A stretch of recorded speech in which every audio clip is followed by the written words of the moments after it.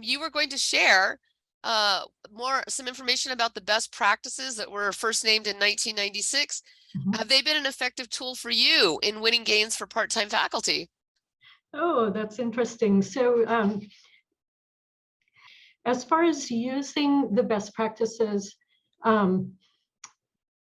so the Seattle, our Seattle AFT Seattle Union had already had some of the best practice ideas in place. We've had some job security for part-time faculty for a long time, and we'd been working on a lot of the goals of the best practices. But it's really nice to be able to point to them and say, the whole state thinks that these are important. And so we can bring them to the bargaining table. We can bring them to faculty to say we're supposed to be working on these. Then we can bring them to the bargaining table and remind administration that at the state level, these were approved and we're supposed to be showing how we make progress, although that's a whole nother story that isn't going so well. But we can bring the best practices forward. We can say, hey, we're supposed to be working on better full-time, part-time ratios among our faculty. We're supposed to be working on equal pay for equal work. We're supposed to make sure that things like benefits and awards and release time and those sorts of things are available to all of the faculty, not just to full-timers.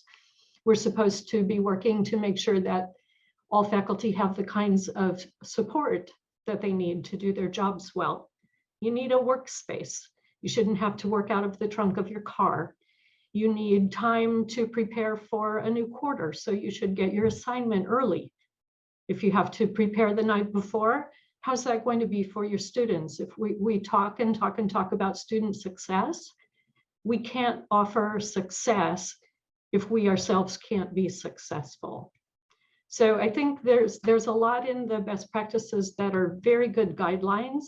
And I guess one last thing I would say about them, they're meant to be a package. They're meant to say, you need to do all these things in order to make a good work situation for part-time faculty. Sure, you're going to pick and choose because you may already have some things or your administration may not be interested in a particular point at a particular time, but they are meant to be a package because that's what it takes to do well and to make these good jobs that I mentioned earlier. We did have a recent improvement in our CBA because of the best practices. There's one that talks about good hiring practices and how the hiring should be much more similar to the way that we carefully hire full-time faculty.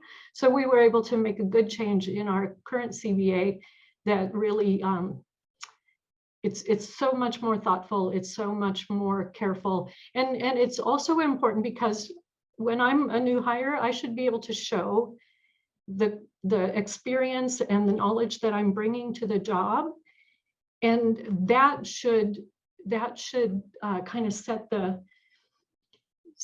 what's the word, the foundation for my work in that college. I shouldn't be followed through my career with, well, nobody took very good care to hire Annette carefully, so we're never going to trust that she actually knows what she's doing. Yep. That would be annoying. That's insulting.